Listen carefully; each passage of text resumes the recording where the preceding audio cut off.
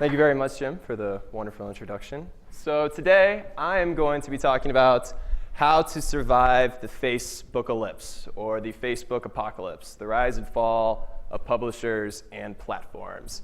This is super topical. In fact, even today, the Newsy kind of social media measurement site actually published a post with this damn near exact headline. So yeah, I had this internally yet first, just so you know.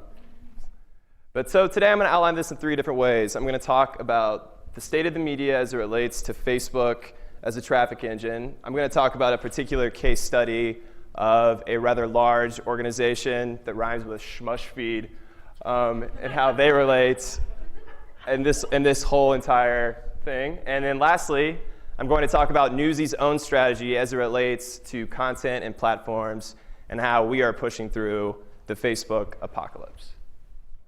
So the first thing I want to talk about is something that has already been talked about at length at this session.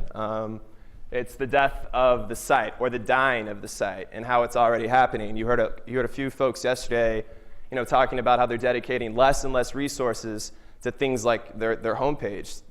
I feel like last year was the big death of the homepage. Articles were popping up all over the place, and this year it's been more of just the death of the website. You even see some digital media outlets just completely shutting down their website. I'm not here to say that I'm willing to go that far as a news publisher, but I do think it's of note how many media outlets are dedicating more and more resources to creating content for native platforms. Like I said, does Facebook as a platform sort of kill your site as a publisher? I think that's a question that we have to ask. And a lot of my talk here today, I'm not really going to answer these questions because I don't think we really know the exact answer yet. But I want to talk about them. I want to bring them up. So would love to talk about this at Q&A tomorrow, or at the end of the session especially. And that ties into the last bullet point here, which is the end of referral traffic. So many media outlets for years have relied heavily on that Facebook traffic hose to maintain a healthy site. That Newsy article, I retweeted it earlier if anybody wants to check it out. But it measured Facebook referral traffic across 10 major news outlets compared to January to February, and it is significant drops. I definitely recommend checking that out. You can check it out right now if you want to. Here are a few headlines that I pulled together before last week's news about Facebook getting into more partnerships with media organizations. So Facebook is eating the media. It's probably my favorite of those. It's like the most Slate headline ever. And then, yeah, you can see right there. A lot of panic, a lot of freak out. I don't know if it's necessarily worth all this freak out, and we're going to talk about that a little bit. But first, I do want to show a video that kind of, to me, represents this in an analogy. We've got Game of Thrones fans in the room? Oh, all right, okay. So, in my analogy, this gentleman right here, the deserter who's about to be beheaded, is the referral traffic. Ned Stark here, and his 10-foot-long sword named the Ice is Facebook. And you're going to see here shortly, and I won't actually show it, but Ned Stark is about to cut off the referral traffic that is the deserter. Facebook is also kind of funny in the sense that Ned Stark's line is, those who pass the sentence must swing toward you. Pause it now and exit. Let's get out of here right now. This is going to get R-rated. Those who pass the sentence must swing the sword. I think that ties in a little bit what Facebook's doing as well. They are passing the sentence down to publishers. They're telling everybody, this is what's coming, and we're getting ready to swing the sword. And you're seeing this across other, social networks as well. Twitter's native video player really resembles that of Facebook's. Last week or 2 weeks ago, it started coming out that they're starting to work with autoplay. They're starting to work more on advertising and their own player. Snapchat's ad rates are through the roof right now, or they're asking for big ad rates, and it sounds like they're going to get them.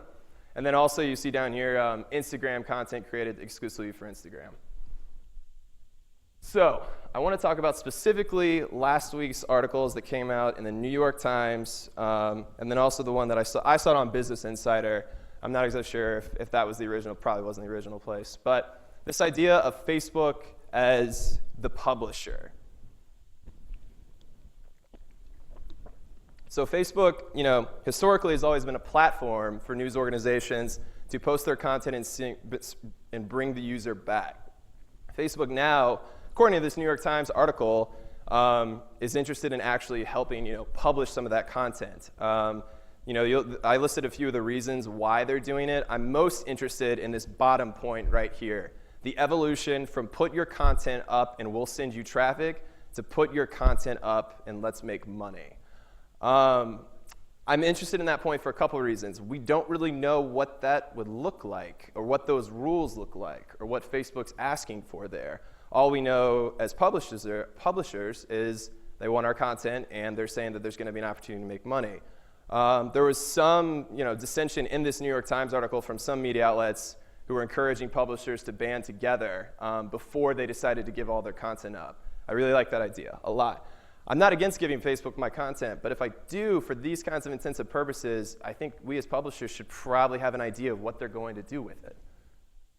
And this goes on specifically, this was from the Business Insider article about Facebook looking to partner with publishers to create branded content.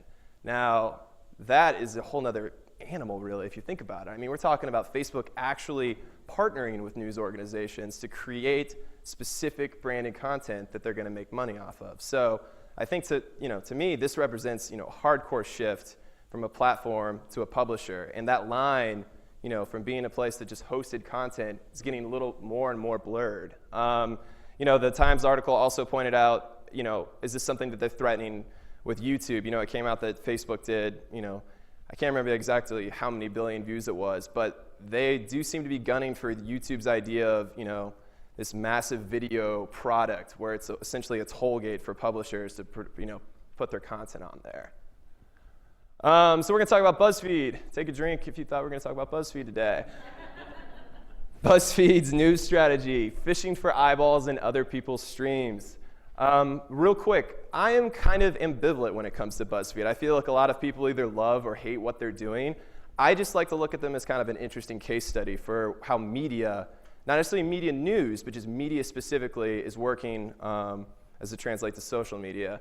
Down at South by Southwest, these were the numbers that you saw all over the place. 2 billion views on Facebook, 420 million referrals from social media platforms, cool, versus 18 billion impressions on those platforms. Whoa. And then this quote from Peretti right here, you can read it. I think that kind of establishes what they're thinking right now.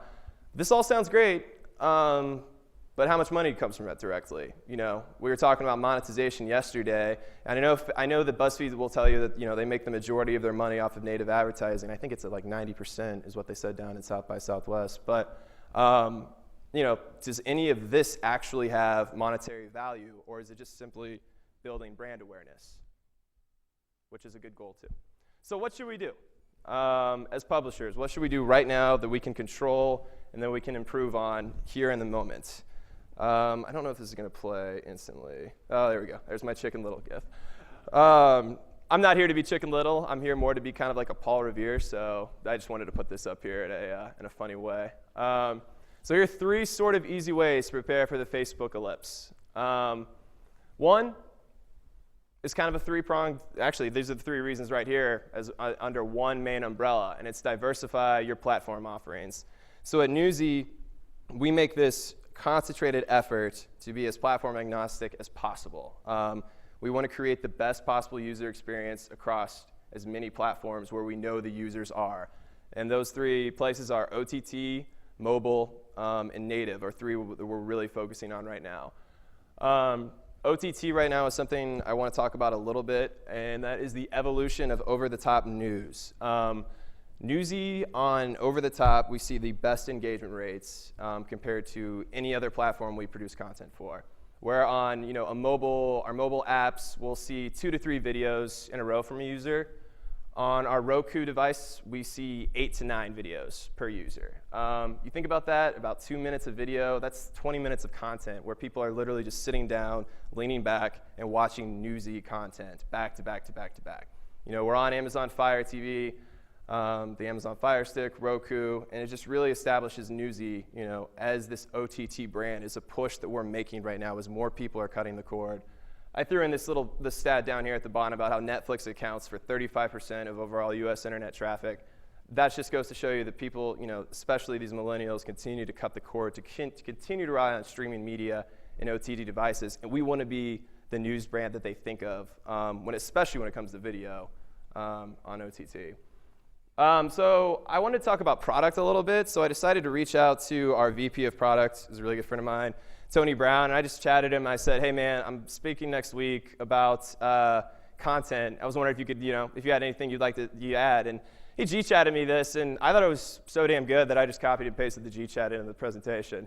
So he says, you can talk about how diverse products platforms allow you to reach your audience no matter where they are in their digital life cycle. News is ubiquitous. To be relevant, you need to make sure that your content is accessible no matter the platform the user is currently on. I was like, all right, that sounds good. I don't know if I have a whole lot to add onto that. Good job, Tony. So, but yeah, great point from Tony there about news really being a ubiquitous experience, and Newsy needs to be there, wherever that experience is consumed on. Mobile and push notifications. I heard Justin from Neiman earlier talking about this. It's something crucial at Newsy. 70% of our usage comes from our apps. We're on all the apps, and it's always been sort of the lifeblood of the organization. Back to when we were founded in 2008, 2009, it was our flagship product, and to this day, it continues to be something that really fuels this company. If you ask them if they've heard of Newsy, the first thing we really try to encourage them is see if they have the app, if they're watching the app, and what their experience is on the app. And push notifications allow for a really scaled, powerful, and measurable communication with our users, especially ones that we like to do with custom push notifications. So we were talking earlier about headline push notifications and how engaging those are. At Newsy, we provide the user with the option to do category, headline, push notifications if they want it, but we also give them the option to do these custom push alerts. And these, you can see, these are actually written by real language crafted from the editors in the newsroom. A lot of thought goes into these. We're actually trying to talk to our users, talk with our users, more importantly. You can see that they're a little bit more fun. We did one for Pi Day. We did one for the future of autonomous driving. And just really trying to hone in on key takeaways. Something that's interesting about push notifications right now is I think that they've been so categorized to be a breaking news type thing, which isn't the greatest user experience if you think about it, because if a user's really into news and they subscribe to a number of news organizations, they're going to get 5 of the same headline push notification. So at Newsy, we're always trying to further that experience, trying to take it to the next step in custom push notifications and giving them maybe a specific nugget out of a breaking news story that they may not have known and they can use going forward, instead of just only reiterating the breaking news headlines. Gives us this opportunity to emphasize our core message, the context with the news with the why, really trying to show our audience why this particular topic is a big deal. And custom push allows us to do that. The challenge with this is balancing one of the main pillars of Newsy, is this voice that we have with being an unbiased and fair news organization. One of the main pillars of Newsy ever since day one, if you know anything about us, is we try to take the bias out of the news. We try to show you multiple sources to give you, a story that is not leaning left or leaning right. And that can get a little tricky in this day and age, especially when you see all the flamethrowers, the shouters, yelling on opposite aisles, and you see the engagement rates from some of those posts go up. And Newsy, we stand tall in what we believe in terms of being a fair and unbiased media source. And frankly, it's a fun challenge in the news world these days. A lot of the headlines that you see rise to the top of Twitter and Facebook have a little bit of a slanted voice, a little bit more of an agenda to them. We try to be news with no agenda. It's a lofty goal, but it's one we do try to live up to. And then lastly, I want to talk about native players, which time I find is perfect. I'm not against native players, for the record. In fact, we embrace them for reach. We're video. It's a pretty good experience to watch a Newsy video in your Facebook news feed. So we're not against that by any stretch. We upload I'd say it's actually probably closer to 45% of our content goes through native players. 55% goes through the site. Our referral traffic from Facebook still does make up a pretty healthy dose of our daily referral traffic. But I'd like to think that we're in the position with these native players to also be well positioned for this continuing move and this shift to native players. I guess my one thing is never put all of your eggs, in this instance eggs is content, in one basket. In this instance, that basket is Facebook. I think you should really mix up what kind of content you're putting in there, really focusing on creating a dynamic video news experience in that first 10 seconds. The guys from AJ Plus were here yesterday talking about how important it is to make sure that you can watch that video on mute in Facebook, and that's critical, and that's something that we live to at Newsy as well, and making that experience as dynamic as possible. And then this last point, this is something that's kind of evolved as we're talking about native players and ties into a little bit what I was talking about with BuzzFeed, and especially what we're talking about at Newsy. It used to be for us, in terms of building our brand and consumer awareness, this saying, this mantra that a view is a view is a view is a view, no matter where it comes from. Well, I think we probably need to start asking, as we're starting to give away more and more of our content to native players, a monetized view is a monetized view is a monetized view. What does that view look like with dollars attached? How can we get dollars attached to it instead of just giving away data and information? I think that's a very fair question for us to move forward in the media landscape. So with that, I'll take a few questions. Questions? I didn't scare anybody, did I? So how difficult or easy is it to get into OTT?